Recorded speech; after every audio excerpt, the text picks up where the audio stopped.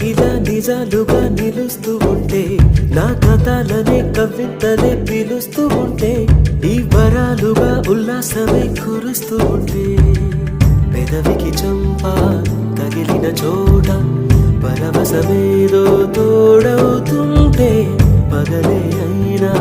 గగనంలోన